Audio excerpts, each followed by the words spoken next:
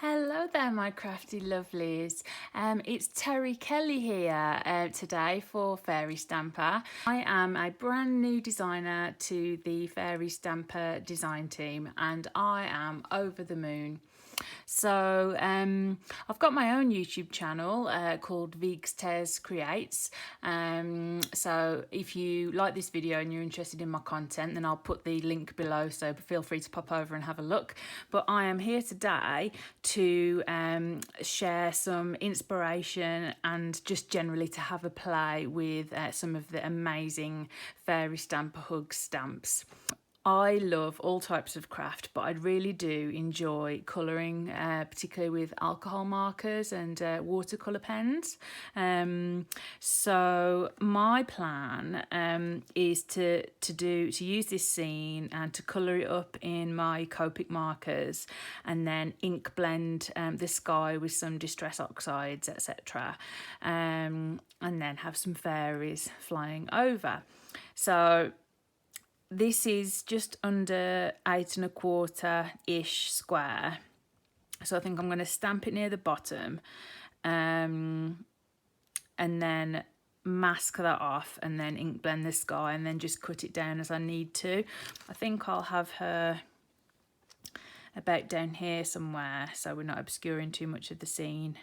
And in order to do that, I'm going to need a mask. So in case you're not aware of masking and things like that, basically if you're wanting to put one stamp in front of an image, you need to stamp that image first onto some masking paper, cut around it and then stick that where you want it to be, and then stamp your main image over the top. So leave the perfect space for the fairy. It'll make more sense when you see it in action. So I'm just going to make myself a little mask and I will see you again in a mo. Okay, so here is what I mean by masking. I have cut myself a tiny little bit of masking paper.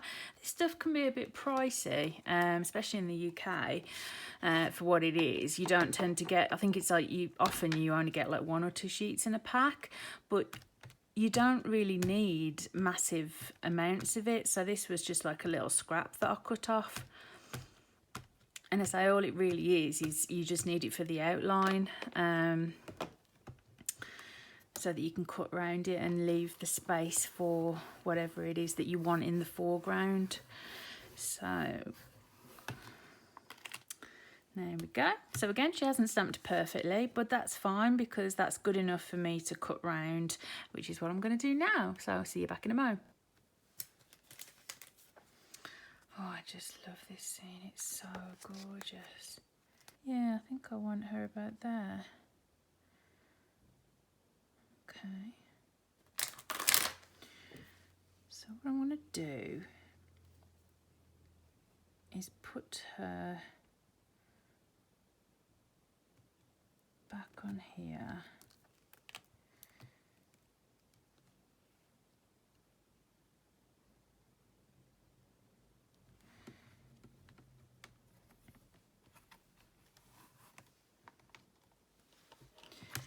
So she's now on there.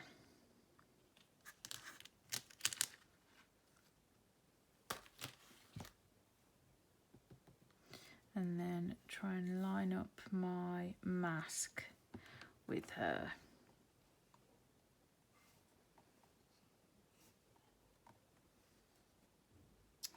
That's about it.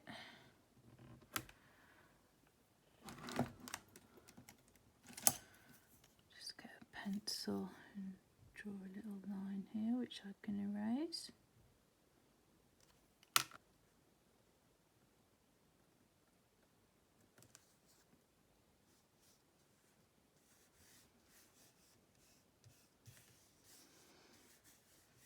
There we go.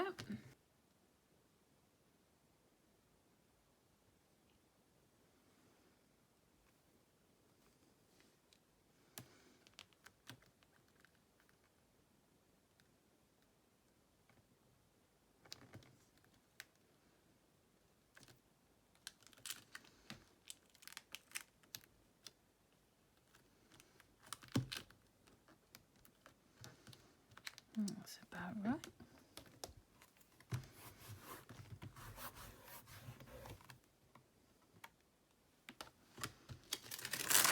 Peel off my acetate, and there we go. So we have our masked image there. And then we've got a lovely image here. I'm going to use this little trick that I tend to use, which I picked up. I think I picked this up from Jennifer Maguire. Of when using a new stamp, just to rub over it with a clean finger. I've heard different techniques mentioned as well, such as like inking up in Versamark ink pad, or cleaning it with a baby wipe or something first, or you know, like a damp cloth. I usually find that this gives me as good a result as I need. So I'm going to be using Memento Tuxedo Black ink because I plan to colour this scene in alcohol markers, and it's an alcohol marker friendly ink.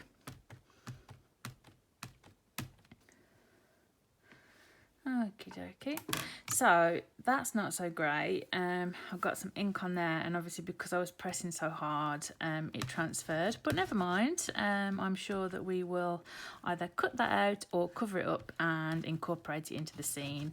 I never worry about little things like that, because if you can't erase it with your sand eraser, I use this Tombow Mono sand and rubber eraser, which I find to be great. So I never worry about those things. Okay, so we'll put that to one side, and then I need to make a mask for the stream. And there we go, that's good enough. Okay, so now we're going to apply our mask over the area.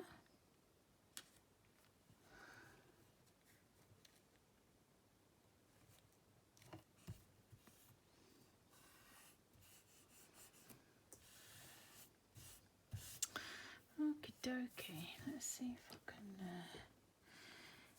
erase any of this, or if it's just going to be too much of a hassle. Yeah, I think it's going to be too much of a hassle. Might end up with a tree or something there, guys. Right, okay, so ink blending. And then I'm going to go in with some Distress Oxides.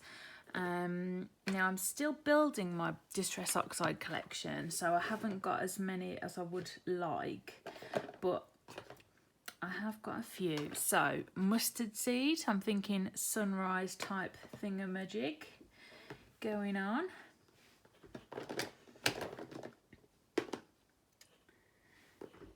I'm thinking pink, orange, and for this I've just got the refill.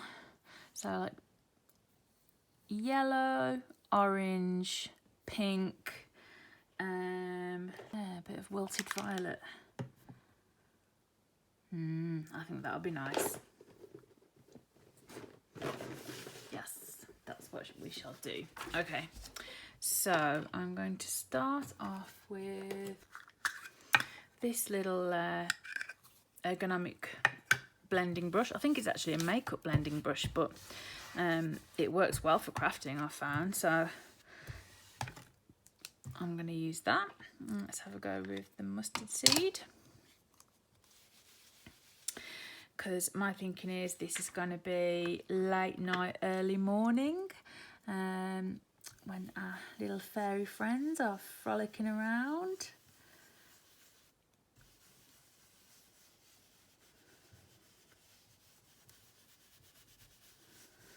Might have loaded the brush up a bit too heavy with that, but never mind, that's okay. It's a lovely vibrant colour. I'm going to use a little bit of carved pumpkin over on my glass mat.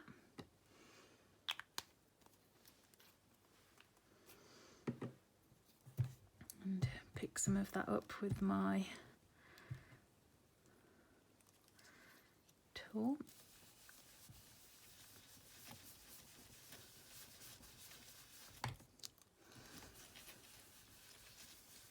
Not giving me quite as smooth a blend as I would like, unfortunately, but we shall keep working at it. Going with our Kitsch Flamingo.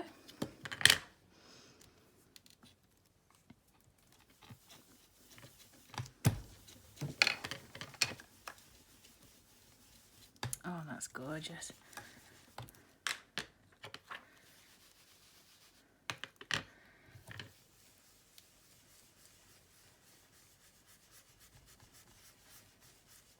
I wonder whether to go in with a slightly darker colour actually. Maybe a bit of warm lipstick. I'll try with the, yeah, I'm thinking some warm lipstick would be nice. It's a new one, I haven't used this one yet.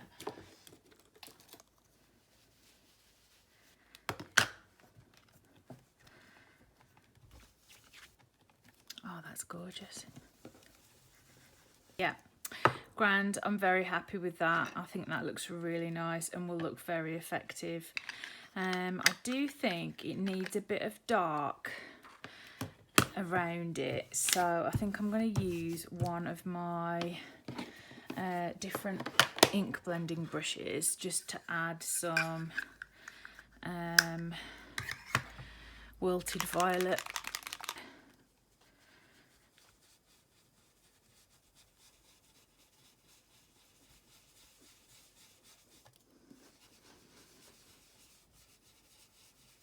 I like that. I think I like this sort of moodiness of the purple and the smaller brush. Yeah, I think that I'm liking that effect.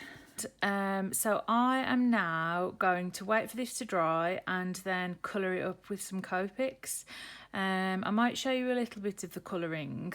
I never know how much to include in videos because some people really like to see everything in a lot of detail, but you know, like obviously there's going to be various aspects to this, so I don't want to be wasting people's time, you know, so I'll probably include like a little bit of colouring but not much.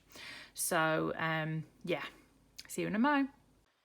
Hello my friends, so it's the next day and the sky scene has now dried. I'm really pleased with the way it came out actually. I went in and added a bit more of the worn lipstick around here, and I really like the way that the wilted violet sort of is a bit patchy and swirly. It sort of looks like clouds. And then obviously with the most concentrated yellow, the mustard seed, being here as if the sun is rising. So I'm really pleased with the way that turned out. I also had a little play yesterday stamping out one of the birch trees and stamping out the fairy that I'm going to use, and that was using Sakura Versafine mini ink pads. So the colours that I'm planning on using are vintage sepia for the birch tree. Now this is actually triple stamped because it is quite a bit paler than that. I stamped it in Versafine Onyx black, but I think because of the level of the way the sun has come up, I don't think I'm going to do black. Obviously some scenes, you know, it would be nice to do these in black, but I'm thinking that I'm going to do my fairy in this lovely purple, which is imperial purple. So and I'm going to place the birch tree here to strategically hide that ink smudge. So basically I'm just trying to figure out which colour of alcohol markers to use. So I'm thinking about the grass first, and this is just a little handy tip which I got from Kathy Zielski in one of her recent videos, where she swatched out all of her Copic markers. She actually used a set that was designed to do that, so it was like a tag, and then it cut these out as well, but I didn't have that, so I just used a tag that I had from my stash and some small strips which are think 1/2 inch wide and 2 inches long, and it's really handy. So I've got them all like yellows, yellow reds, yellow greens, etc. So I'm just sort of gonna have a look, because obviously with the sun coming up but it's still being sort of dark, we want some lighter areas and some darker areas. So I was just sort of having a quick flick through. I'm thinking I quite like G14 and G17, and then maybe G28 as well, to do around here.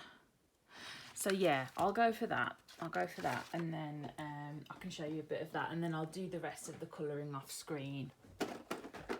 And also, so I'll finish after I've done this bit of colouring, which will only be a short period. I'll go away, I'll finish the rest of the colouring, stamp the tree, stamp the fairy, and then see if any final bits need doing. So I'm going to start off with the lightest colour.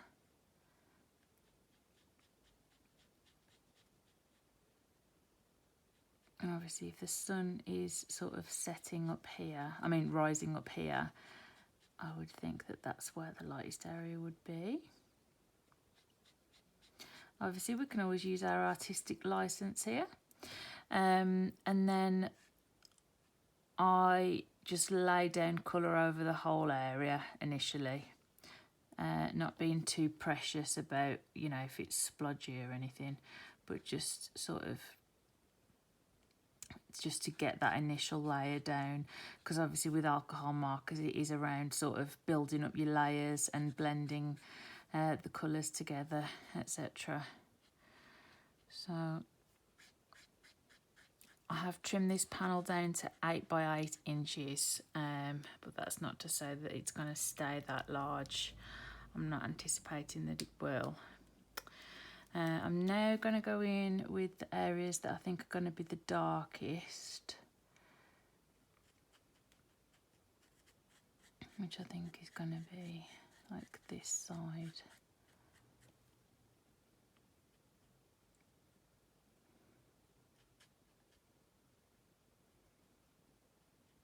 Doesn't matter if you go over the lines a bit, because I can use my colourless blender pen to erase any areas that I'm not happy with. Now I'm going to go in with the mid-tone and sort of blend that out.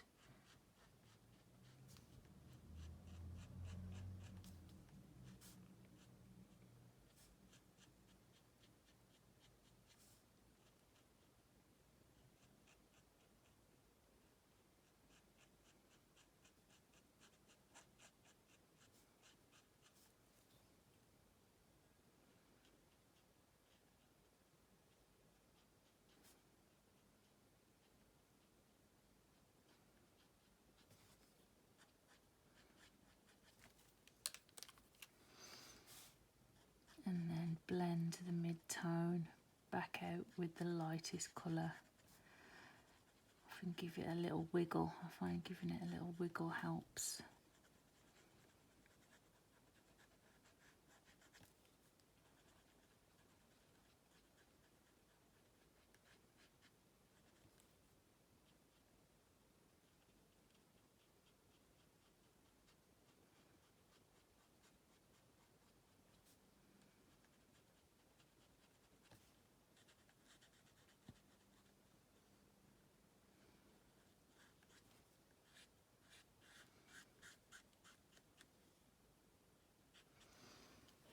Yeah, I'm quite pleased with the way that looks. To go in a little bit more, I think, with the mid-tone, the G17. Just do a bit more work around here.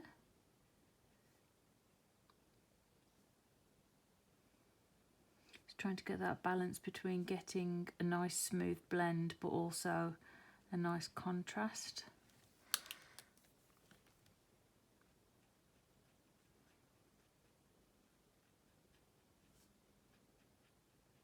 And sort of depth and interest. Yeah, I quite like that. I'm going to do the same with this little hill here.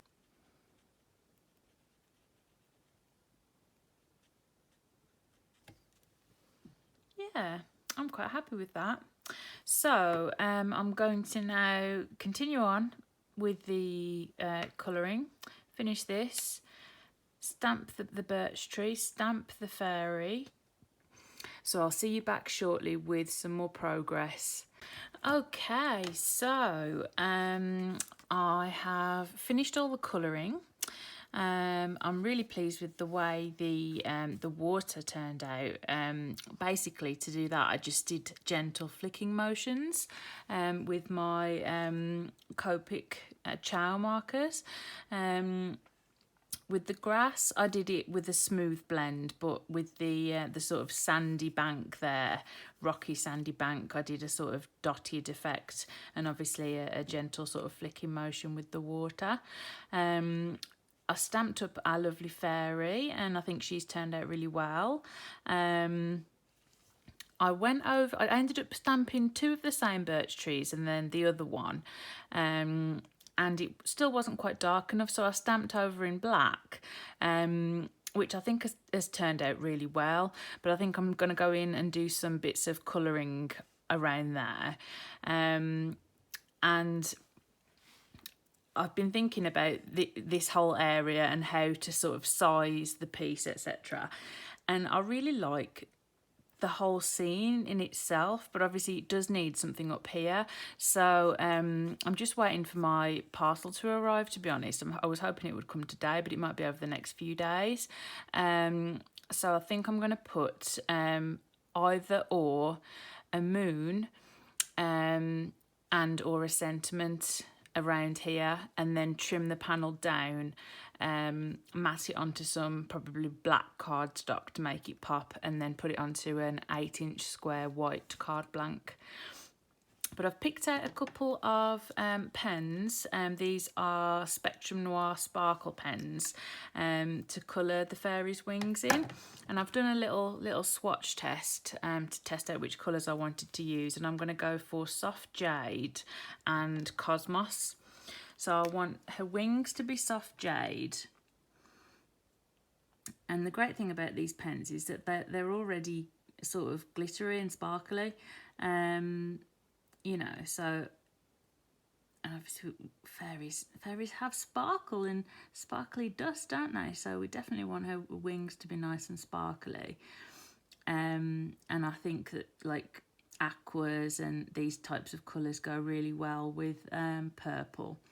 So I'm just going to colour the whole of her wings in with these sort of very fine detailed pens. They're lovely pens to work with actually, and I don't use them as often as I could.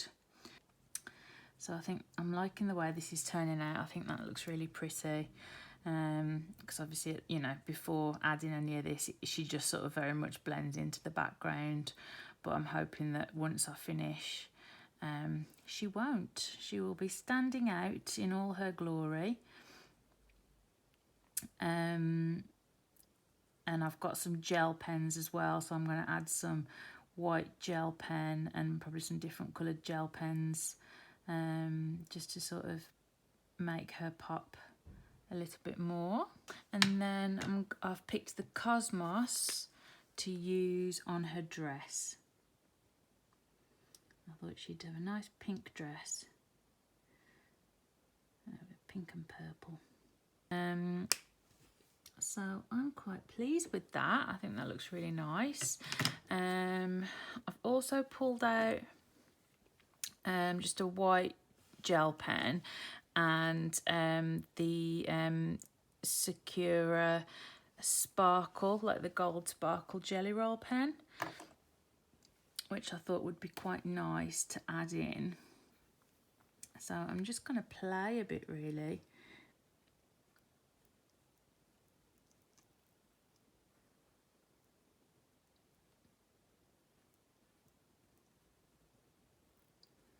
Just to give her as much sparkle and shine as we can.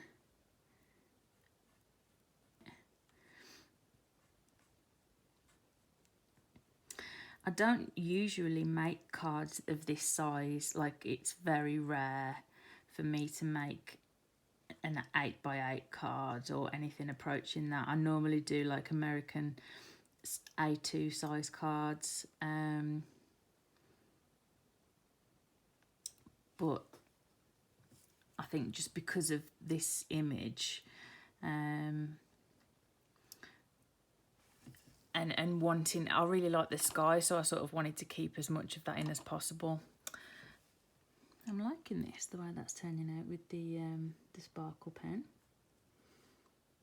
Yeah, I'm going to go for the white because I think that's going to make her pop.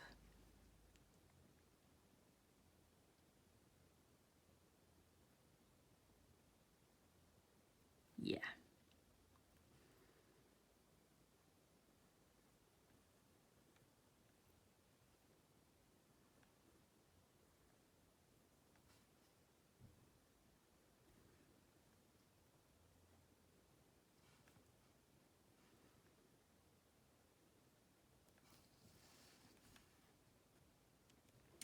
So she's a fairy that's casting like a halo of white light around her as she's flying through this beautiful scene just before returning home to her fairy house to have breakfast, I would imagine. I can imagine that she's been out flying around, enjoying the night time, meeting up with her nighttime creature friends, and enjoying the wonders and the beauty of the world outside. Oh, she's definitely popping out a lot more now, isn't she? It's really tempting to put something on her face, but I'm not going to. Yeah. Excellent. So I'm really pleased with that, and I say there isn't much more to do. I'm just got to wait for my other parcel to arrive, and I think I might just go for a sentiment, or I might go for like a faint moon, just stamped in white pigment ink, and the sentiment as well, and then trim it down and mount it up. So I shall see you back shortly with the finished card. And here we go, my friends, the final completed card. My next package of stamps arrived, and so I added the larger of the two full moons just here by the tree, and this beautiful sentiment, don't wish to be anything but who you are, which I think is just a wonderful motto for life, really. I'm really happy with the way that it turned out. I simply trimmed it a little bit and then added it onto a black mat, and then straight onto an 8-inch square card blank. So I think our fairy looks lovely and sparkly, and yeah, I'm just really pleased with that. So it'd be great to hear your thoughts on what you think about the card, and what you enjoyed about the video. And just a reminder to, if you haven't already, it would be great if you could subscribe to the Fairy Stamper YouTube channel, and hit the notifications bell, and then you'll get notified as soon as any of the design team posts a new video for you. And also to join the Fairy Stamper Hugs Facebook group. So both of those will give you lots more inspiration of all things Fairy Stamper and Fairy Stamper Hugs stamps. So that's all from me today, and I will see and speak to you again soon with some more fairy crafting goodness. Bye for now.